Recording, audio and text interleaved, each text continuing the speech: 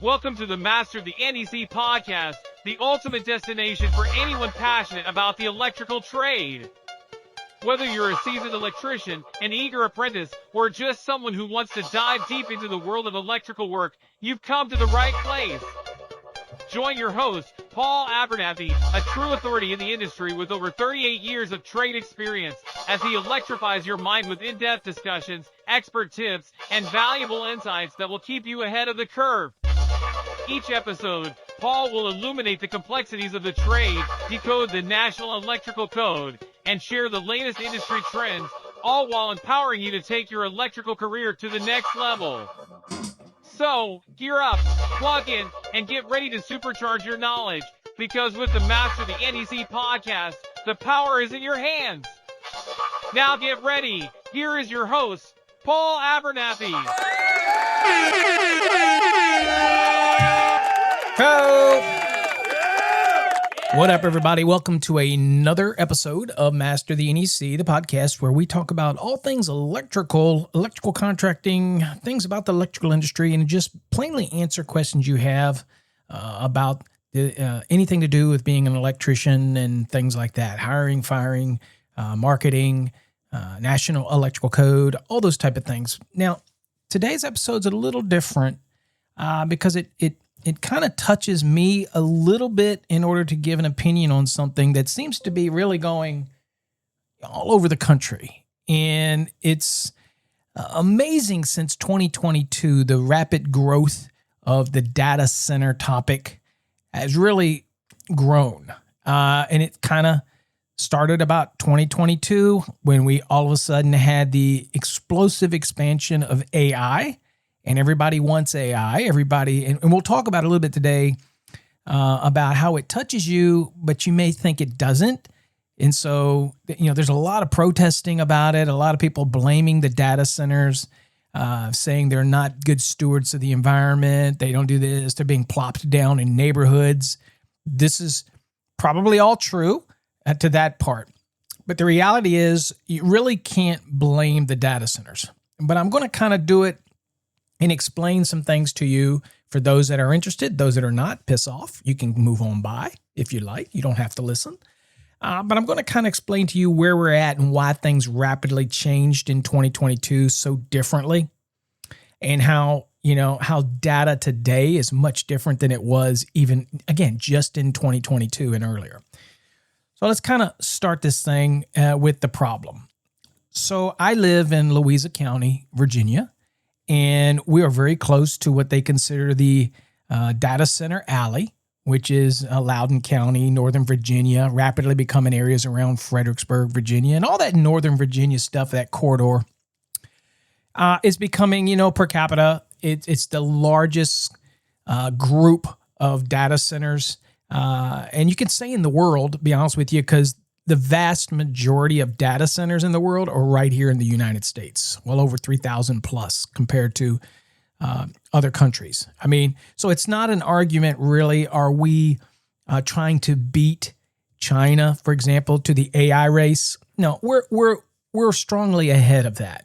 That is not the case because, again, you can be technology, but if you don't have the capacity to scale it, then it just doesn't do anything for you. And I'll explain all that hopefully in an elementary way, not because I'm talking down, but because it just gets so confusing for people.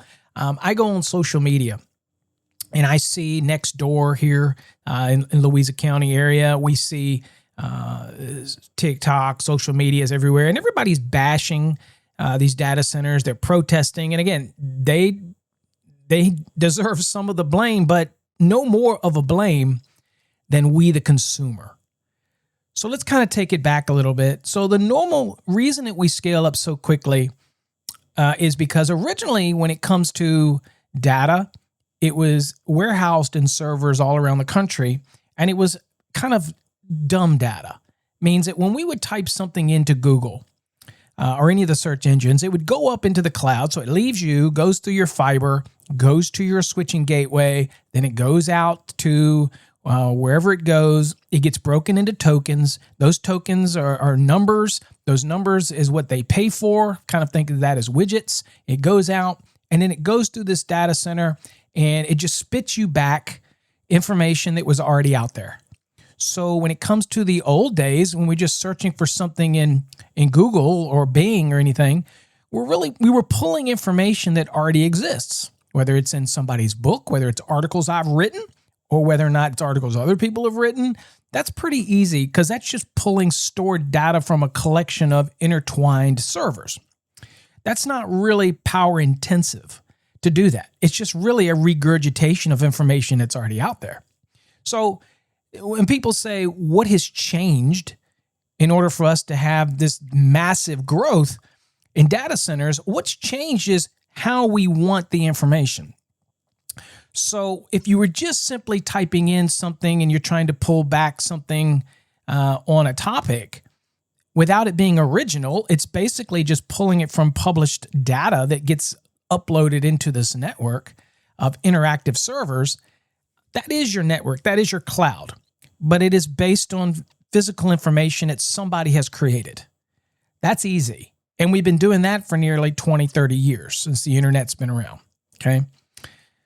So really what's happened is the technology of the chips, okay, and what we're asking now servers to do is create very complex calculations, be very free thinking in how they develop stuff in order to help us in our daily tasks.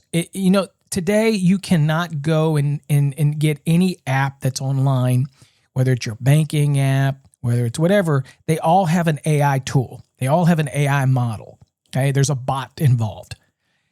Now, this is a free thinking component, and it has to think about it and give you a response very quickly. That is far different than simply regurgitating information that's floating in the internet. Now, the growth of the data centers clearly started in 2022 when the AI started ramping up. And then again, the chips became much more powerful.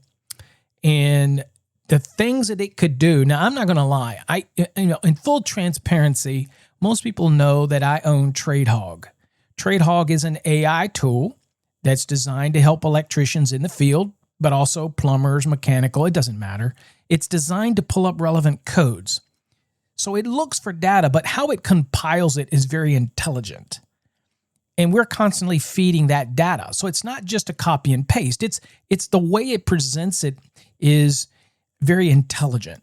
Now we're connected to, and this is no secret, most people know that there's the data centers that create the AI interaction, like OpenAI, things like that, X and XAI and all this kind of stuff, Microsoft and Meta and all.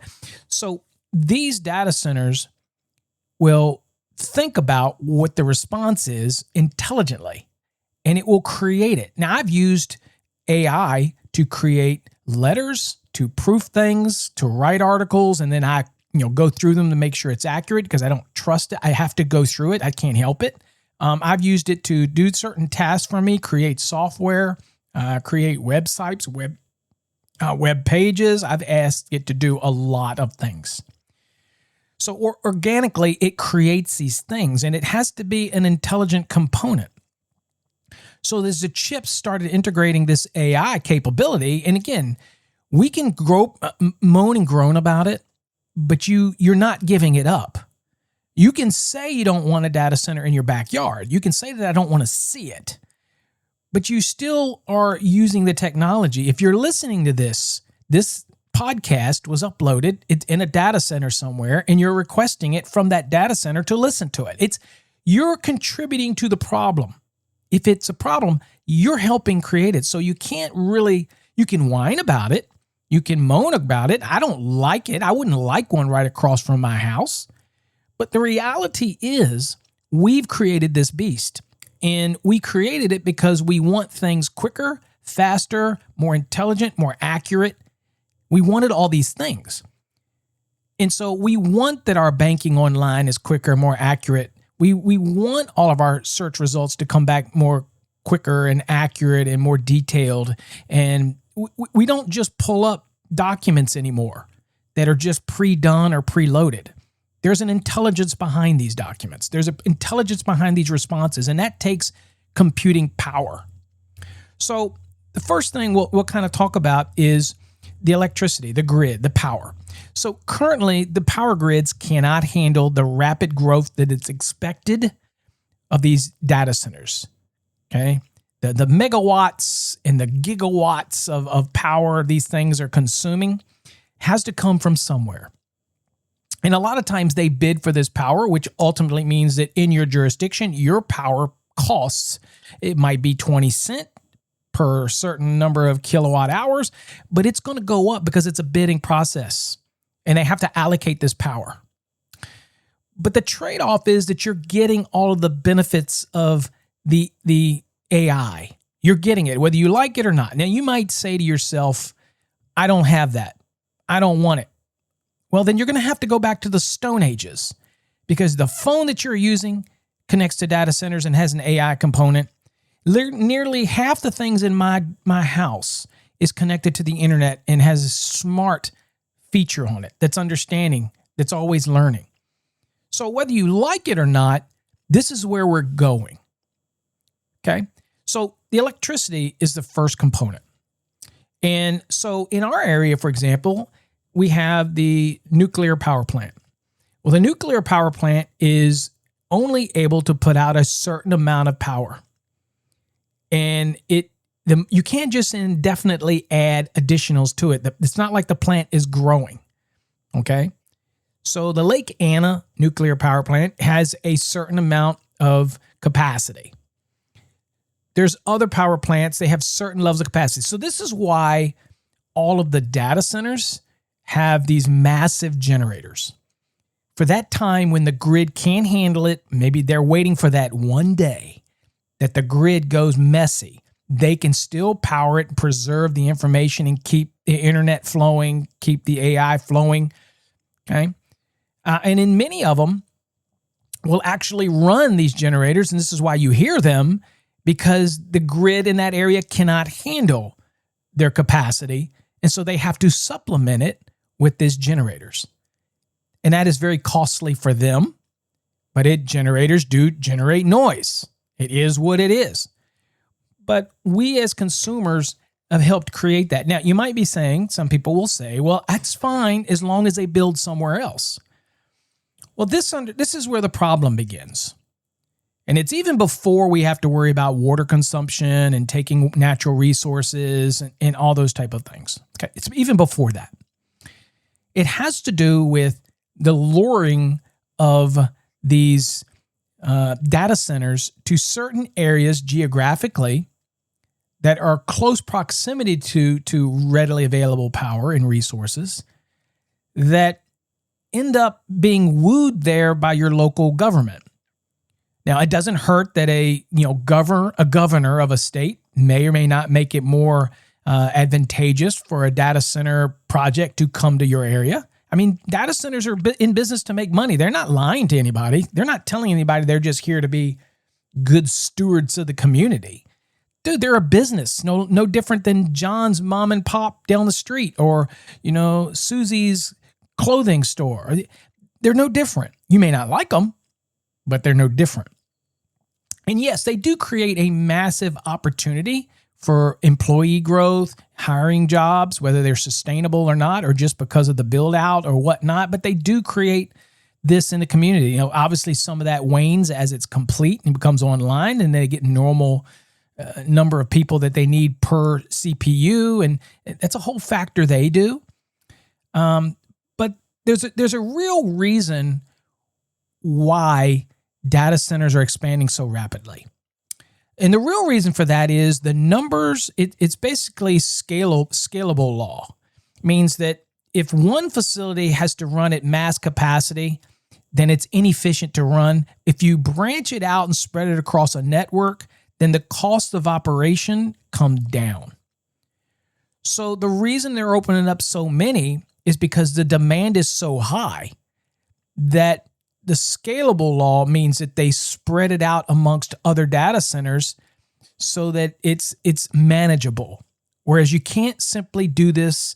The capacity would not work with one facility. Now, some people say, well, why don't they build them out in Arizona? Well, they're building them in Arizona, out in the deserts and stuff. But again, they need resources as well. And I know that might sound good for you because you don't want it in your backyard, but you still grab that phone. You still want the technology. You still want the AI. You want it. You know you want it. You just don't want the repercussions from it. And I get it. So this takes me back to where we were talking about, the government, local. So the problem with it is that a lot of times, and again, by no means am I an expert on data centers. Let me make that up front. You know, I'll get my hate mail. I always do. This is my podcast. I'm talking. You choose to listen. If you don't, you can move on. But the biggest issue locally is the incentives that are given to the data centers. Now, granted, they will pay large amounts of money for the area to be able to build these. So if your local government or your state is giving such tax break that, and in many cases, they're saying, look, you don't owe any property tax for 5 years just to come to our locality. Well, that's the problem we have locally with Louisa, Fredericksburg area or whatnot, is that the council members and everybody that's voting is being lured by the prospect of money, teacher raises, and other things that they don't see the other issues. And that is not holding the data centers accountable. In other words, first of all, I'd never run for office. I hate politics. I hate politicians in general. It doesn't matter whether you're a Republican or a Democrat. I think they're all crooks. I trust some more than others, but at the end of the day, anybody that gets in and runs more than one term or 2 terms are not in it to help the community. They're in it for a career. And I'm just against that. But, people that sit in these offices for 30 years, 40 years, I think that's just, I don't agree with it. But anyway, that's neither here nor there. We're not creating a situation where it's one party versus another. That's not what this podcast today is about. We're talking about the fact that you can even listen to them, let's say the city of Fredericksburg, talk about why they do it. If they don't do it, somebody else will. We want to bring that into the area because it brings in the revenue. That's great. But if the revenue is not structured properly, then everybody loses and the resources suffer. So luring them to your area by giving them so many tax breaks and so many incentives without holding them accountable is the problem. Now, you and I both pay property tax. Remembering in Virginia here, property tax is different than real estate tax, right? Property tax. So some counties give you a break on property tax, not real estate tax. They don't understand that, but they give you on a property tax. Okay. Well, and the reality is when you give a company that is literally, when you buy a computer for a business, you have to pay property tax on it. You buy equipment for your business, you pay property taxes on it. You have to pay these things as a business, okay, annually. If you take something that is essentially a massive building with nothing but equipment in it, like computers and servers and whatnot, that should generate a massive amount of annual property tax. Massive, just in that alone. They don't want to pay that. The data centers don't want to pay that. So they construct it in some other way to say they're giving incentives to the community, but they say this cleverly. And I'm not saying they're openly being dishonest. I'm just saying there's a clever way they do it. They have great lawyers, I'm sure. The problem is the council members fall for the easy money, in my opinion. They make decisions based on whether it's going to look good for their constituents by saying, ooh, look, we're going to pay more teachers' wages. But paying more teachers' wages doesn't offset the cost of the people that aren't teachers.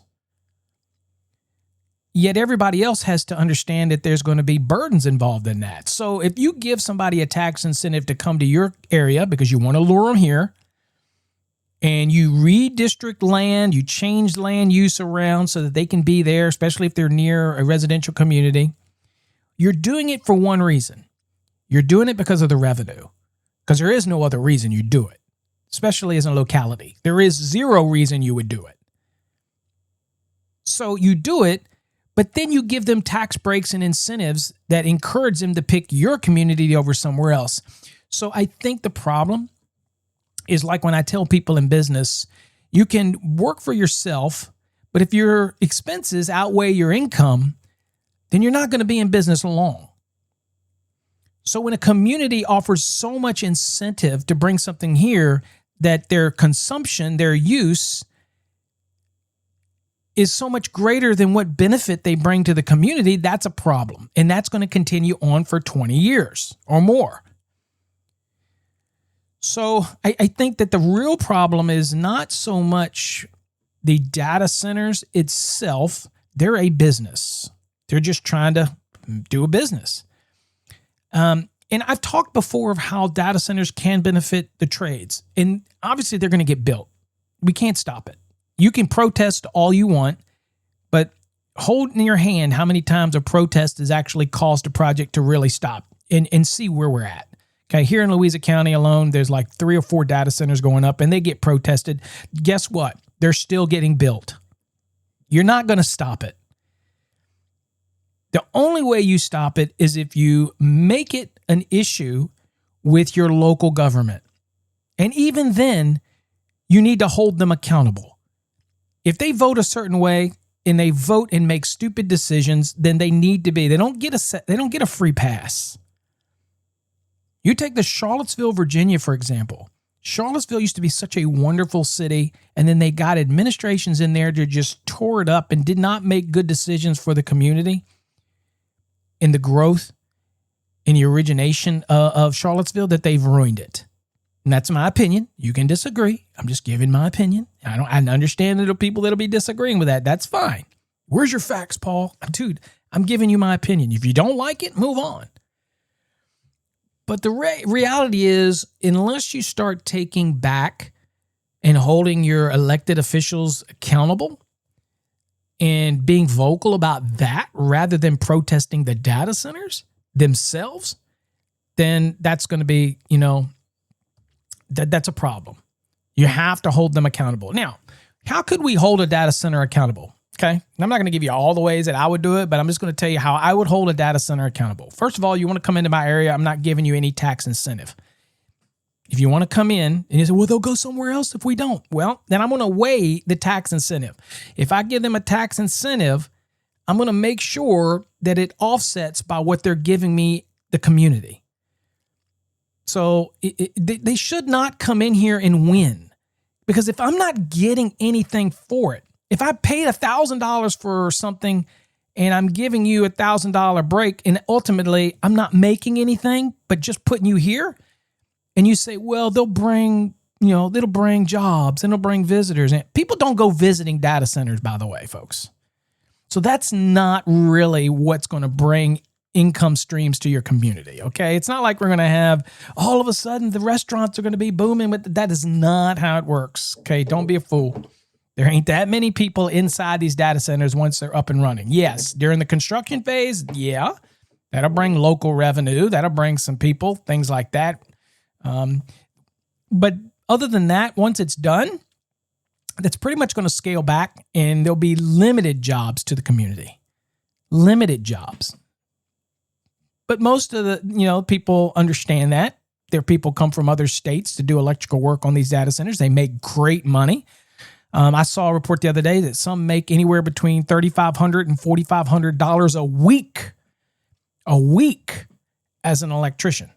No wonder if they're young, travel around from data center to data center. Dude, you can stack some money away. Remember what I always say, you work your ass off in your 20s and 30s and 40s so you can reap the benefits in your 50s and 60s. Absolutely. Okay. So, it's just one of those things. If I was a damn young electrician again and I was doing the data center, dude, I'd just buy me a motor coach, put my family in it, let my wife homeschool a kid, and I would just live out of a travel trailer. Well, I would probably buy a nice one because at $3,200 a week, I could afford one. And I would just park it somewhere at a camp, at an RV park or whatever, and just stay there until the project, and then get in my motor home and then go wherever the next project leads. I'm just saying, stack that money. That's all I'm saying. So anyway, different strokes for different folks. But the reality is, you have to understand that if you're not going to you cannot give so many incentives to bring them to an area. And then if they threaten to not come here because the incentives aren't good enough, you have to be willing to walk away from the table.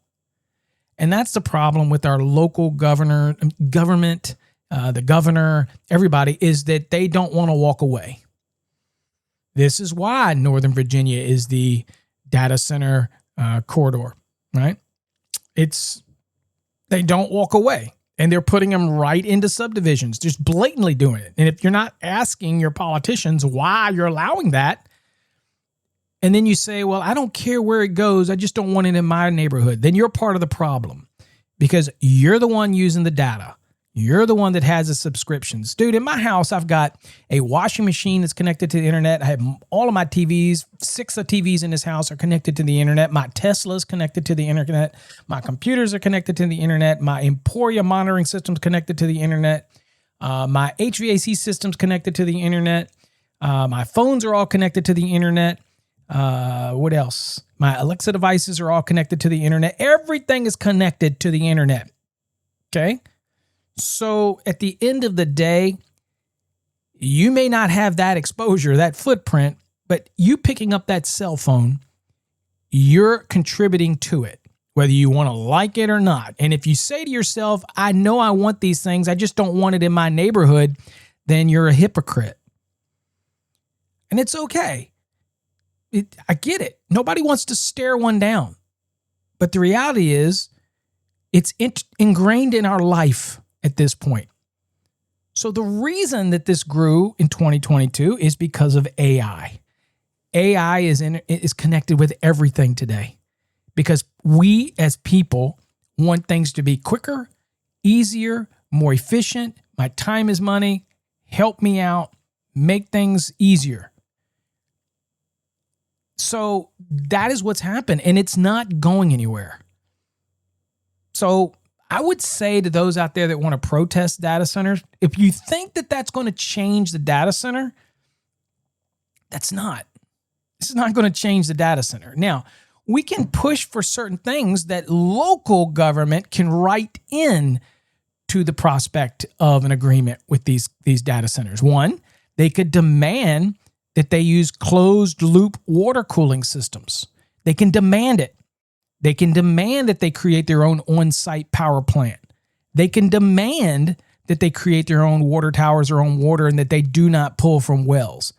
They can demand a lot of things. And if the data centers say, well, I can't do that, we know that you can because there are data centers out there that are closed loop systems and things like that. And there's other technology. It's just expensive. And the reason it's expensive because, again, these things are legitimately energy hogs that you have to wrangle. You have to make sure that you control them. One processor of these new modern data centers, a server, one processor produces about 1,000 watts of heat. Inside of one of these racks, you could have hundreds of these processors all putting out 1,000 watts of heat from one little chip the size of a postcard. I'm not lying. Google it. Okay. And if you do Google it, you'll be using data centers. So think about it. So this heat has to go somewhere. Well, back in the day, it used to be that air, like a normal air conditioning system, could remove this heat efficiently. It cannot do that anymore. These racks now that are clustered into things that are size of a refrigerator with multiple servers in there, many of them costing more than your house per server, are so smart, but they run so hot that the air movement cannot cool them anymore. So they either have to be liquid cooled, designed into the chipset, or maybe back-end radiator systems. But they have to be designed in a way to move this heat. And it would take tornado force winds to move that heat quick enough. And that's not how it's going to work in a data center if you've ever been in one. And I have. Okay. So at the end of the day, the only way to do it is to use liquid cool because liquid cooling is way more efficient than air, right? Why do you think your car does it a certain way? Why do you think vehicles are, it makes sense, right? And then, of course, you could submerge it into a non-conductive liquid. That is also expensive, and that is what we may be going to, but it's still liquid of some type. Non-conductive, but it's liquid. The point of the matter is you could even push for purple systems or purple water systems or recirculatory systems or whatever. But you have to think about these things in your community. So before I offered anybody a tax break, as a community, what your councilmen and women should be doing and saying, look, I'm going to give you these incentives, but this is what I want in return. I want to know how you're going to manage your water. I want to know what the amount that you're going to take and how you're going to deal with it. And I don't care what the cost is. You're not going to take it from the community. Secondly, I want to know what incentives you're going to give us for giving you incentives, because I'm not giving you incentives for me to lose money. As a community, we're giving you incentives, but essentially you're deferring the benefit that's going to come to us. What is the benefit to us and my constituents? These are the conversations that have to be held. And these have to be open conversations. A lot of times these councils will do these closed door deals or things that really, or they'll sneak it in an agenda that nobody knows about, or it's the data center people or everybody talks in such circular terms that nobody can really understand what the shit's going on. When it should be just a simple question to them and saying, so where are you getting your cooling? How are you doing your cooling? What's your thought for power? Are you going to have to run generators all the time because you know the grid can't sustain it? Or dude, we're 10, 15 years away from full sustainability. And that's even further than that because I don't think the grid could catch up.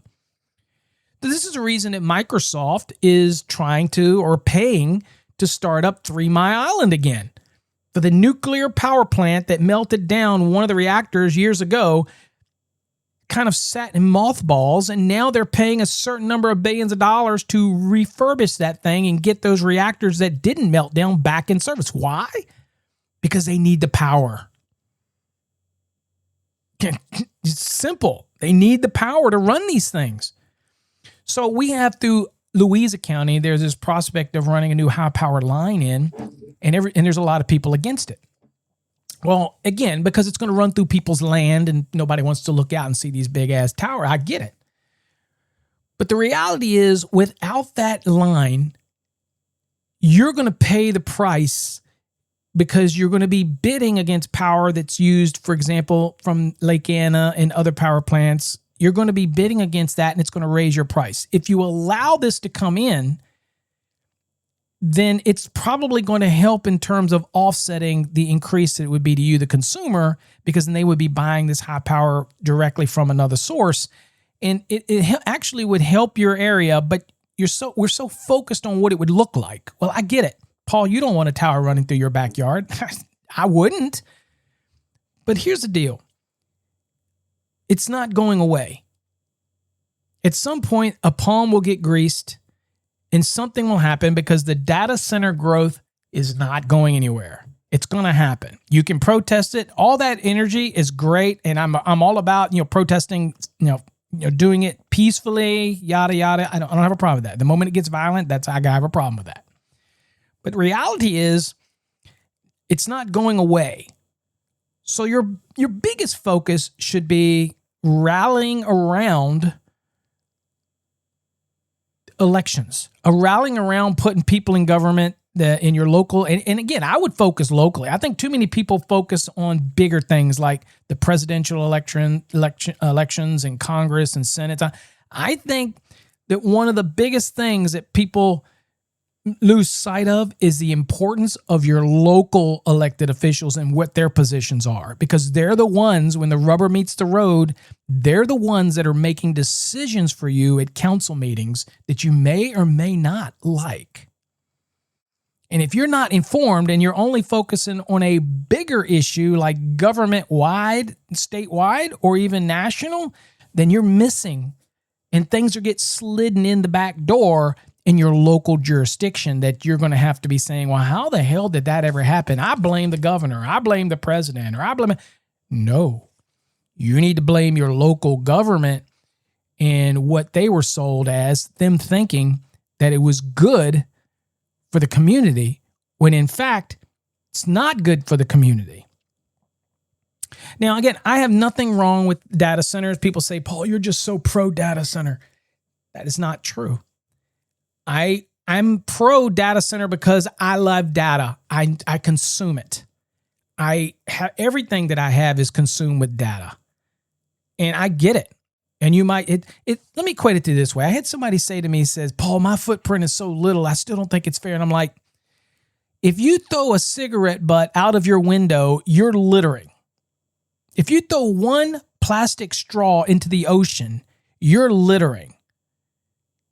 Littering is littering. If you convince yourself that your impact is so small, then you're the same person that won't go out and get involved in local elections because you think your voice doesn't matter. That's the mentality we have to change. So I am all for holding data centers accountable. We need them. They're not going anywhere. The reason they open so many of them is, again, scalability. Means their cost to run comes down as they expand. I know that sounds hard to believe. You're thinking, well, they got a new build. Look, it might cost them $200 billion to build one, but if it makes them $500 billion in a year, then that's profitable. Okay? The more you have, the less resources it is based on a single location, and then it's allocated now across the network, and that makes operating costs come down. And if you don't understand that scalability and the scalable law, I can't help you. I'm not here to educate you on the understanding of that type of concept, but it is a real deal. And the fact of the matter is, this is why they expand. This is why the U.S. per capita has the most data centers. It's scalability. Putting them out there, Google's, Amazon's. Amazon's probably the biggest one out there. They're everywhere. Yeah, they're under different code names. You have to go digging into the deep web to find them, or look at some of the holding companies and then look them up and see who's holding them or what LLC, and then go back. Yeah, you got to do this little patchwork, right? Because they all love to use these code names. Tell me how you know how I know? Because I work for a large wire and cable manufacturer that supplies a lot of wire and cable to these data centers, and you can't always find the name of these damn things because they're under code names. And a lot of it has to do with proprietariness. One data manufacturer comes up with technology. They don't want to share it with somebody else. And then so they kind of keep it all private. I get it. Fact of the matter is, I don't care about any of that. I really don't. What I care about is if they're going to come into a community, then I'm going to hold them accountable. I'm going to say, dude, I love the data. Bring it. But if a locality is going to rezone things or allow them to be in certain areas and simply because of revenue, but ultimately they end up giving them huge tax breaks to come here in the first place, that's a problem. Because ultimately, no business in a city is a business. Okay, running a city is a business. No business is sustainable if your expenses outweigh your income. It's just not. It's just going to fail.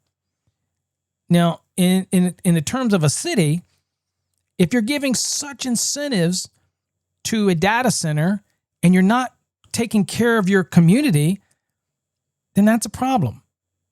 If you have one county that's got 3 data centers, there should be no damn, especially as small as like Louisa, there should be no damn way that anybody in Louisa has to pay property tax, real estate tax. Shit, I would venture to say they shouldn't have to pay sales tax. But the end of the day is you make the data center pay it. Well, that's not fair. Sure it is. If you're using our resources and you've been given incentives to come here, then I want something back. What's the point of giving so much incentives and tax breaks that you don't make anything from it for your constituents, your people in your community who are not benefiting from it? Well, they bring jobs. No, they don't. Not that many. In fact, a lot of the electrical jobs, which they do bring, are remote from other places. They do create jobs, but then the jobs tend to go away and they start to level out. Yes, there'll be some local stuff, but at the end of the day, it's a good opportunity for electricians, plumbers, mechanical, but there is a time when that's going to balance out. And it's good for restaurants. Yeah, during construction it is. But then once it's finished, It's not like a data center is going to employ 2,000 people. It's not. So why sell yourself for a short-term gain for a long-term headache?